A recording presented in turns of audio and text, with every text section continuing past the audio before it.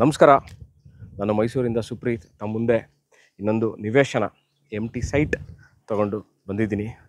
ನಾನಿರುವಂತಹ ಜಾಗ ಮೈಸೂರು MMG ಅಂಬಾರಿ ಎಂಬ ರೆಸಿಡೆನ್ಷಿಯಲ್ ಲೇಔಟಲ್ಲಿದ್ದೀನಿ. ನೀವು ನೋಡ್ತಾ ಇರುವಂತಹ ಈಗ ಖಾಲಿ ನಿವೇಶನ, ದ ಸೈಟ್ 30-40 1200 ಸ್ಕ್ವೇರ್ ಫೀಟ್ ಇರುವಂಥದ್ದು.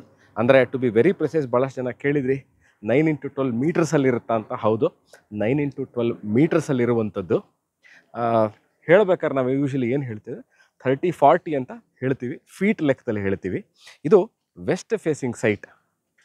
ನೀವು ಆಗಲೇ ನೋಡಿದಂತೆ ಈಗ ಬಹಳಷ್ಟು ಮನೆಗಳಿರುವಂತಹ, ಈಗಾಗಲೇ ಭಾಳಷ್ಟು ಜನ ವಾಸಕ್ಕೆ ಮನೆಗಳನ್ನ ಕಟ್ಟಿಕೊಂಡು ಈಗಾಗಲೇ ಇರುವಂತಹ ಜಾಗದಲ್ಲಿ ಇರುವಂತಹ ಈ 30-40 ವೆಸ್ಟ್ ಫೇಸಿಂಗ್ ಸೈಟ್. ಇದು ಎಲ್ಲಿದೆ?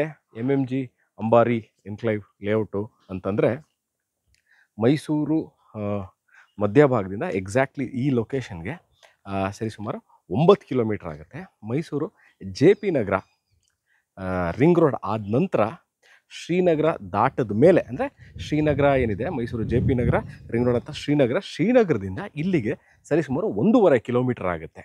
ಭಾಳಷ್ಟು ಜನ ಗೊತ್ತಿರುತ್ತೆ ಶ್ರೀನಗರ ಎಲ್ಲಿದೆ ಅಂತ. ಅಕಸ್ಮಾತಾಗಿ ಶ್ರೀನಗರನೂ ಗೊತ್ತಿಲ್ಲ, ಸ್ವಲ್ಪ ಇನ್ನೊಂದು 2-3 ಲೊಕೇಶನ್ ಹೇಳಿ ಅಂತಂದರೆ, ಮೈಸೂರಿನ NIE college, national institute of engineering college ಇದೆ. ಅಲ್ಲಿಂದ ಹೊಸ ಕಾಮಾಕ್ಷಿ ಹಾಸ್ಪಿಟ್ಲ್, ನಾಚನಹಳ್ಳಿ ಪಾಳ್ಯ ಅಂತ ಹೊಸ ಕಾಮಾಕ್ಷಿ ಹಾಸ್ಪಿಟ್ಲ್ ಆಗಿದೆ. ಕಾಮಾಕ್ಷಿ ಹಾಸ್ಪಿಟ್ಲ್ ಅಂದಮೇಲೆ ರಿಂಗ್ ರೋಡ್ ಬರುತ್ತೆ. ರಿಂಗ್ ರೋಡ್ ಆದ ನಂತರ ಅದೇ ರೋಡಲ್ಲಿ ನೀವು ಶ್ರೀನಗರಕ್ಕೆ ಬರ್ತೀರಿ. ಶ್ರೀನಗರದ ಪಕ್ಕದಲ್ಲೇ ಇರುವಂತಹ ಈ ಮೂಡ ಅನುಮೋದಿತ ಖಾಸಗಿ ಬಡಾವಣೆಯಲ್ಲಿ ನೀವು ನೋಡ್ತಾ ಇರುವಂತಹ ಈ ಖಾಲಿ ನಿವೇಶನ. ಸೊ ಇನ್ನೊಂದು ಸರಿ ನೋಡ್ಬೋದು ನೀವು, ಭಾಳಷ್ಟು ಮನೆಗಳು ಈ ಲೇಔಟ್ಗೆ ಸಂಬಂಧಪಟ್ಟಂತೆ ಈ ಲೇಔಟಲ್ಲೇ ಇರುವಂಥದ್ದು ಇವೆಲ್ಲ. ಸೊ ಇದು ನೋಡ್ಬೋದು, ಇಲ್ಲೂ ಮನೆಗಳಿದೆ. ಈ ಸೈಟ್ ಏನಿದೆ ಅದ್ರ ಹಿಂಭಾಗದಲ್ಲೂ ಮನೆಗಳಿದೆ, ಮತ್ತು ಹಿಂಭಾಗದಲ್ಲಿ ಮನೆ ಕಟ್ತಾ ಇದ್ದಾರೆ, ಅದ್ರ ಹಿಂಭಾಗದಲ್ಲೂ ಮನೆ ಇದೆ. ನೋಡ್ಬೋದು ಒಂದು ವ್ಯೂ ಆಫ್ ಚಾಮುಂಡಿ ಹಿಲ್ ತೋರಿಸ್ತಾರೆ ನೋಡಿ, ಚಾಮುಂಡಿ ಹಿಲ್ ವ್ಯೂ ತೋರಿಸ್ತಾ ಇದ್ದಾರೆ. ಸೊ ಈ ಲೇಔಟಲ್ಲಿ ಈ ನೆಕ್ಸ್ಟ್ ವಿಚಾರಕ್ಕೆ ಬರ್ತೀನಿ. ಏನೇನಿದೆ ಈ ಲೇಔಟಲ್ಲಿ, ವ್ಯವಸ್ಥೆ, ಮೂಲಭೂತ ಸೌಕರ್ಯಗಳು ಎಲ್ಲ ಇದೆಯಾ ಅಂತ ನೋಡಿ. ಟಾರ್ ರೋಡ್ ಇದೆ, ಎಲೆಕ್ಟ್ರಿಸಿಟಿ ಈಗಾಗಲೇ ಆಗಿದೆ, ವೇಸ್ಟ್ ವಾಟರ್ ಲೈನ್ ಮನೆಗಳೆಲ್ಲ ಕಟ್ಟಿದ್ದಾರೆ. So underground waste water line ಅಂದರೆ ಒಳಚರಂಡಿ ವ್ಯವಸ್ಥೆ ಇದೆ, ಮೋರಿ ಮಾಡಿದ್ದಾರೆ. ಸೊ ಮಳೆ ಬಂದಿದ್ದ ನೀರು ಎಕ್ಸಿಟ್ ಆಗುತ್ತೆ. ಮೂಡ ಅನುಮೋದಿತ ಅಂದರೆ ಮೂಡ ಅಪ್ರೂವ್ಡ್ ರೆಸಿಡೆನ್ಷಿಯಲ್ ಲೇಔಟ್ ಇದು. ಸೊ ಎಲ್ಲ ಮೂಲಭೂತ ಸೌಕರ್ಯಗಳು ಇರುವಂಥದ್ದು. ಎರಡು ವಿಚಾರ, ಒಂದು ಜಾಗ, ನಿವೇಶನ ಅಥವಾ ಸೈಟು ಅಥವಾ ಜಮೀನು, ಅಪಾರ್ಟ್ಮೆಂಟು, ಮನೆ ತೊಗೋಬೇಕಾದ್ರೆ ಬಹಳಷ್ಟು ಜನಕ್ಕೆ ಏನು ವಿಚಾರ ಬರುತ್ತೆ ಇನ್ವೆಸ್ಟ್ಮೆಂಟ್ ಮಾಡೋರಿಗೆ ಅಂದರೆ, ಸುಪ್ರೀತ್ ನಾನು ಇನ್ವೆಸ್ಟ್ಮೆಂಟ್ ಮಾಡ್ತೀನಿ, ಎಷ್ಟು ಟೈಮಲ್ಲಿ ಈ ರೇಟು ಡಬಲ್ ಆಗುತ್ತೆ ಅಥವಾ ಟ್ರಿಪ್ಪಲ್ ಆಗುತ್ತೆ, ಅಥವಾ ಯಾವಾಗ ನಮಗೆ ಇದರಿಂದ ಒಳ್ಳೆ ಹಾಕಿರೋ ಬಂಡವಾಳ ಯಾವಾಗ ನಮಗೆ ಸಿಗುತ್ತೆ ಅಂತ. ನನ್ನ ಪ್ರಕಾರ ಇನ್ವೆಸ್ಟ್ಮೆಂಟ್ ವಿಚಾರಕ್ಕೆ ಬಂದಾಗ ನನ್ನ ಪರ್ಸ್ನಲ್ ವ್ಯೂ ಏನು ಅಂತಂದರೆ, ನೀವು ಇನ್ವೆಸ್ಟ್ಮೆಂಟ್ ಮಾಡ್ತೀರಿ, ಓಕೆ, ಅಲ್ಲಿ ಇನ್ವೆಸ್ಟ್ಮೆಂಟ್ ಮಾಡಿದಾಗ ಹೆಬಿಟೈಟ್ ಅಂದರೆ ಮನೆಗಳಿಲ್ಲ, ಅಕಸ್ಮಾತಾಗಿ ಅಲ್ಲಿ ಯಾರು ಜನ ವಾಸ ಇಲ್ಲ ಅಂತಂದರೆ ಟೆಕ್ನಿಕಲಿ ಮೇಂಟೆನೆನ್ಸ್ ಇರಲ್ಲ. ಸೊ ಅವಾಗೇನಾಗುತ್ತೆ, ಭಾಳ ಲೇಟಾಗಿ ಮೇಲೆ ಹೋಗುತ್ತೆ ಅಥವಾ ಶೂಟಪ್ ಆಗೋದು ಭಾಳ ಲೇಟು.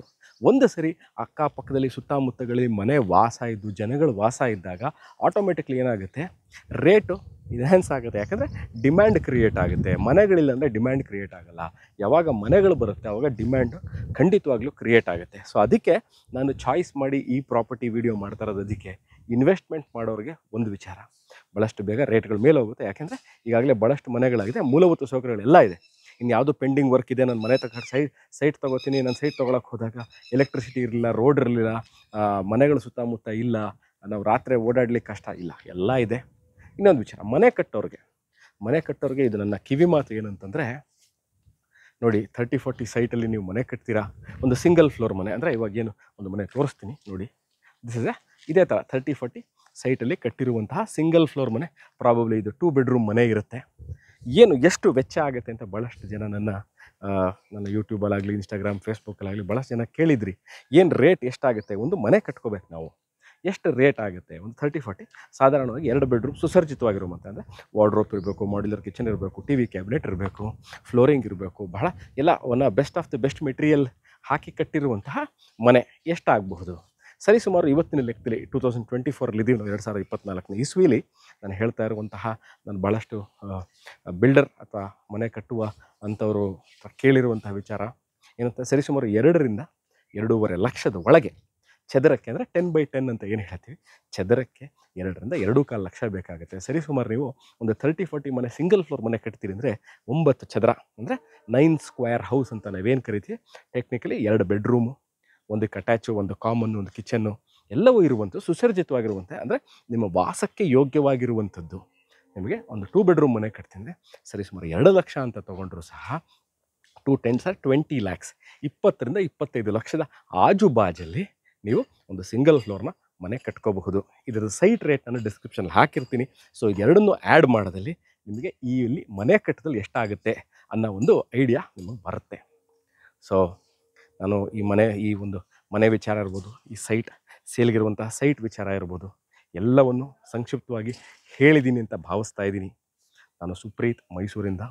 ಇನ್ನೊಂದು ನಿವೇಶನ, ಇನ್ನೊಂದು ವಿಡಿಯೋ, ಇನ್ನೊಂದು ಕಾನ್ಸೆಪ್ಟ್ ತಗೊಂಡು ನಾನು ನಿಮ್ಮ ಮುಂದೆ ಹಾಜರಾಗ್ತೀನಿ ಸ್ನೇಹಿತರೆ. ಈ ವಿಡಿಯೋ ನೋಡಿದ್ದಕ್ಕೆ ಅನಂತ ಧನ್ಯವಾದಗಳು. ಟೇಕ್ ಕೇರ್, ಬಾಯ್.